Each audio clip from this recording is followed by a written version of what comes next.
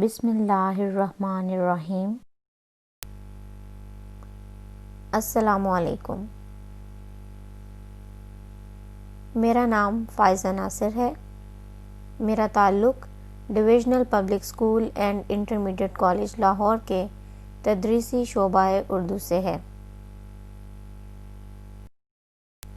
جماعت چہارم، مضمون Urdu, lecture number 1۔ خلیفہ کی دانشمندی، کتاب کا صفحہ نمبر 105 تا 111۔ سبق کا آغاز کرنے سے پہلے میں حضرت عمر بن عبدالعزیز کی شخصیت اور زندگی کے بارے میں چند اہم باتیں بتانا ضروری سمجھتی ہوں۔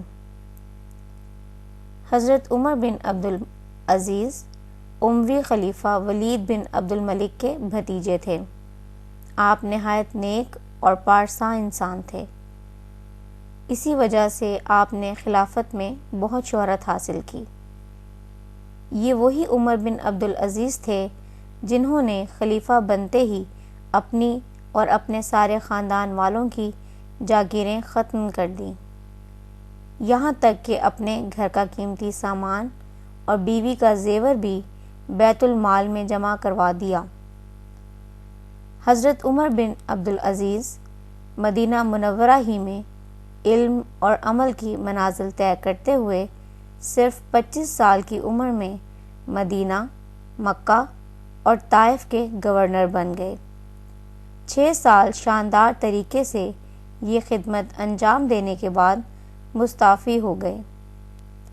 سلیمان بن عبد الملک کی وفات کے بعد آپ 36 سال کی عمر میں خلیفہ بنے اور تقریباً 2.5 سال خلافت پر فائز رہے۔ 39 سال کی عمر میں خالق حقیقی سے جا ملے۔ آپ کو ملک شام میں دفن کیا گیا۔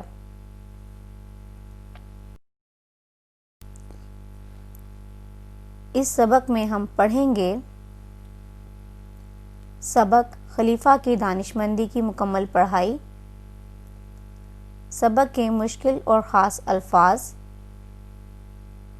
درست املا کے الفاظ کے گرد دائرہ لگانا،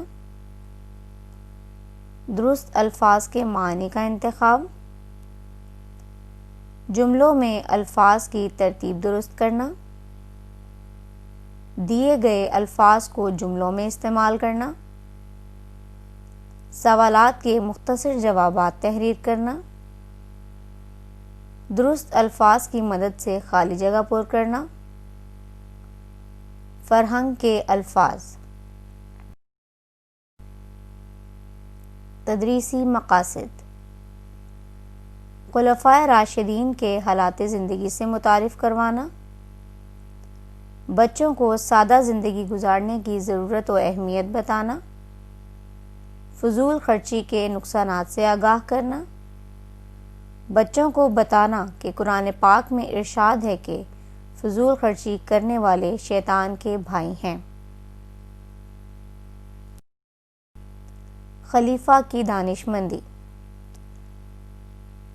آپ کی کتاب میں خلیفہ کی دانشمندی کے عنوان سے یہ سبق موجود ہے۔ ہم نے اس سلائیڈ کے اندر آپ کے سبق میں سے چند اہم نکات لیے ہیں جن کو میں آپ کے سامنے پڑھوں گی۔ خلفائے راشدین کے دور حکومت کے بعد اللہ تعالیٰ نے مسلمانوں کو ایک ایسا خلیفہ عطا کیا جس نے گزشتہ دور کی یاد تازہ کر دی۔ آپ کا نام حضرت عمر بن عبدالعزیز رحمۃ اللہ علیہ تھا۔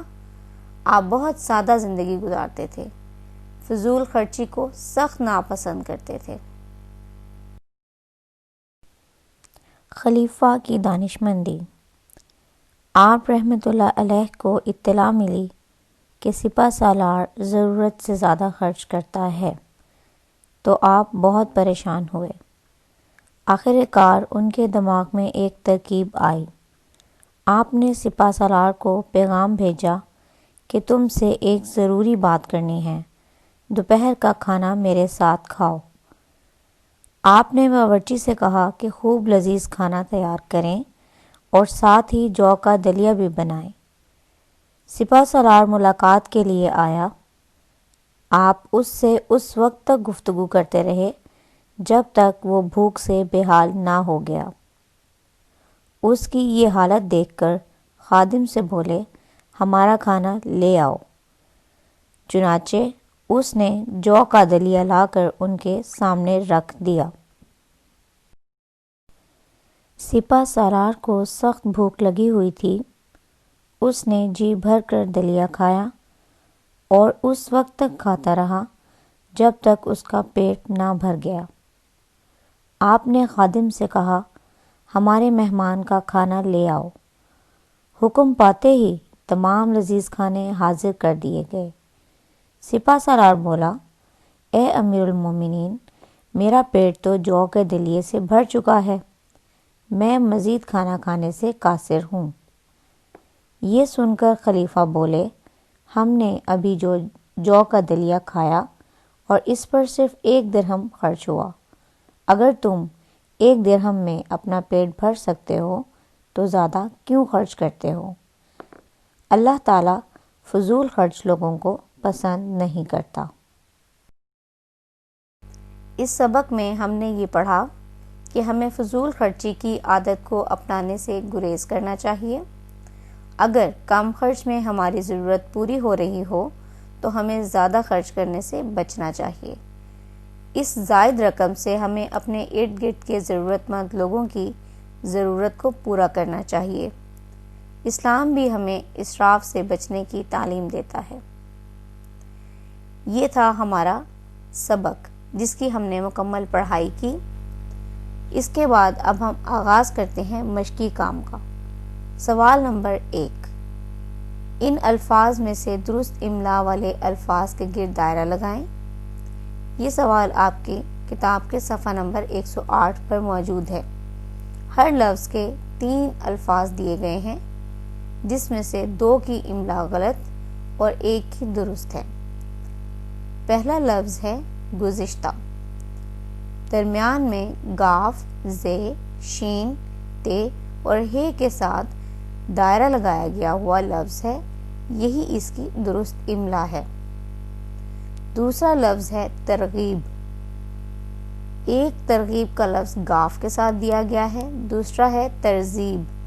دونوں کی املا غلط ہے، جبکہ درمیان میں جو تے، رے، غین، یہ اور بے کے ساتھ لفظ ہے اس کی املا درست ہے۔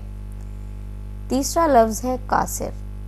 پہلے سین کے ساتھ دیا گیا ہے اور آخر میں صاد کے ساتھ، جبکہ درمیان میں قاف الف کا، نقطوں والا قاف الف کا، صاد اور رے، یہ اس کی صحیح املا ہے۔ چوتھا لفظ ہے فلاح۔ پہلے نمبر پر فے، لام الف لا اور ہے، یہ اس کی صحیح املا ہے۔ 5ویں نمبر پر لفظ خرچ لکھا ہے جس کی صحیح املا خے، رے اور چے ہے۔ باقی 2 حروف غلط املا کے ساتھ درج ہیں۔ سوال نمبر 2، نیچے دیے گئے جملوں میں کچھ الفاظ کے نیچے لکیر ہے، ان الفاظ کے درست معنی پر دائرہ بنائیں۔ یہ سوال آپ کی کتاب کے صفحہ نمبر 108 سے 109 تک ہے۔ نمبر 1، حضرت عمر بن عبدالعزیز رحمۃ اللہ علیہ نے گزشتہ دور کی یاد تازہ کر دی۔ گزشتہ کے نیچے لکیر ہے، اس کے نیچے 3 معنی دیے گئے ہیں: الف سنہرے، بے گزرا ہوا، جیم اسلامی۔ درست جواب ہے گزرا ہوا۔ اس کے گرد دائرہ لگائیں۔ نمبر 2 پر ہے ہمیں انسانی فلاح کے لیے کام کرنا چاہیے۔ الف برائی، بے بھلائی، جیم دولت۔ بھلائی اس کا درست جواب ہے، اس کے گرد دائرہ لگائیں۔ نمبر 3 پر ہے حضرت عمر بن عبدالعزیز رحمۃ اللہ علیہ نے سپہ سالار کو سادگی کی ترغیب دی۔ الف التجا کرنا، بے تلقین کرنا، جیم منتخب کرنا، اس میں بے تلقین کرنا اس کا صحیح جواب ہے۔ نمبر 4 پہ نعیم آج اسکول آنے سے قاصر ہے۔ الف ڈرتا، بے ناخوش، جیم مجبور۔ جیم اس کا درست جواب ہے۔ نمبر 5 پر حضرت عمر بن عبدالعزیز رحمۃ اللہ علیہ نے سپہ سالار سے اہم امور پر بات کی۔ الف راستوں، بے کاموں، جیم انسانوں۔ بے اس کا صحیح جواب ہے، یعنی کاموں۔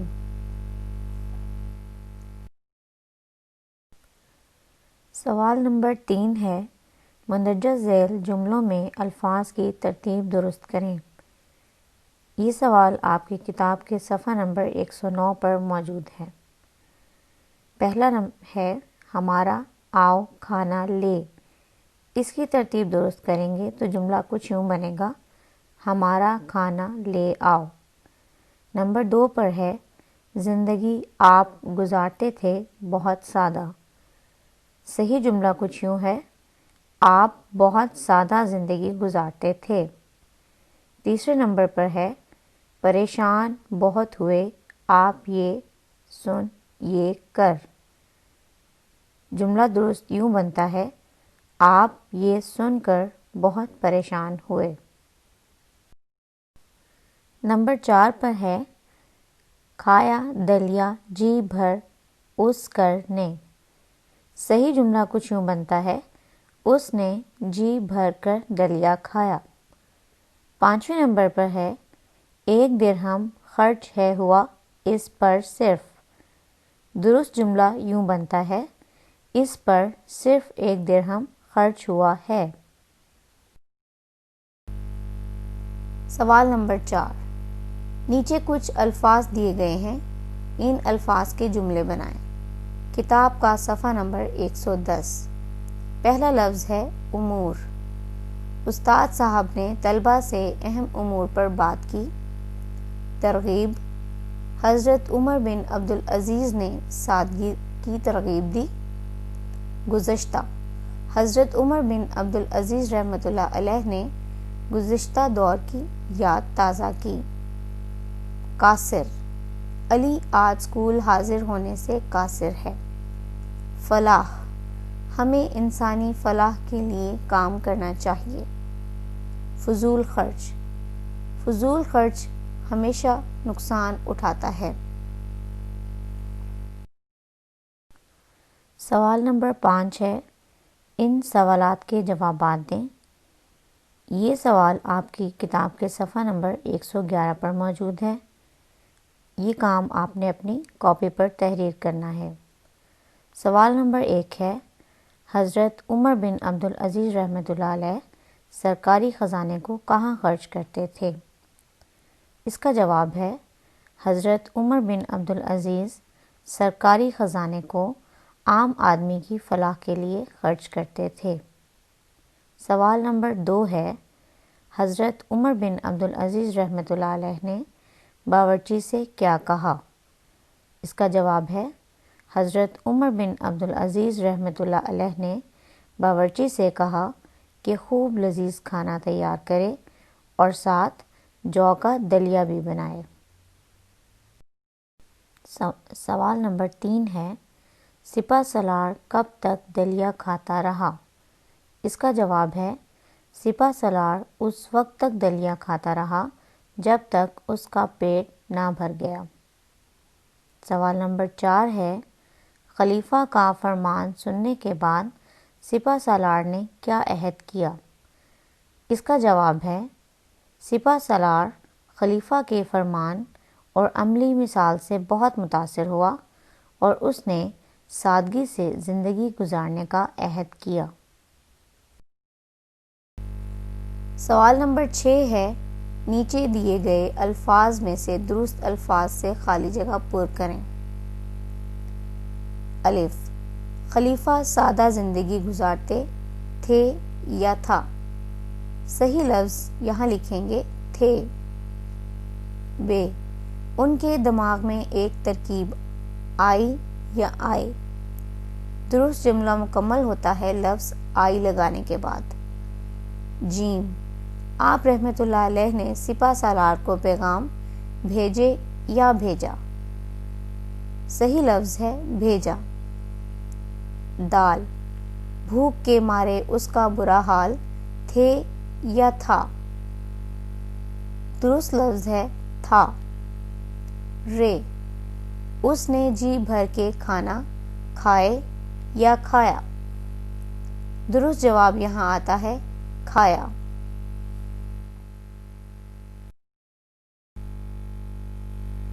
آپ کی اردو کی کتاب کے آخر میں چند صفحات دیے گئے ہیں جن کا نام فرہنگ ہے۔ اس میں تمام اسباق کے مشکل الفاظ کے معنی درج ہیں۔ سبق نمبر 13، خلیفہ کی دانش مندی۔ پہلا لفظ ہے امور یعنی کام۔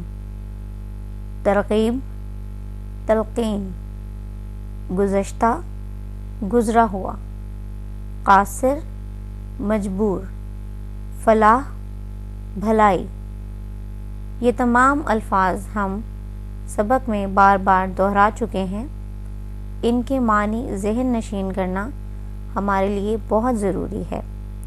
آپ تمام طلبات و طالبات سے گزارش ہے کہ ان الفاظ کے معنی ذہن نشین کریں اور ان کو بار بار پڑھیں۔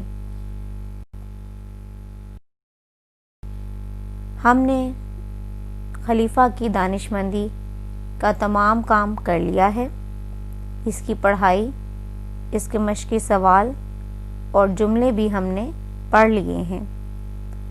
آپ طلباء و طالبات سے گزارش ہے کہ آپ نے یہ کام گھر میں دہرانا ہے، سبق کی پڑھائی بار بار کرنی ہے، سوالات اور جملے اپنی کاپی پر حل کرنے ہیں، جبکہ سوال نمبر 1، 2، 3 اور 6 آپ کی کتاب میں موجود ہیں۔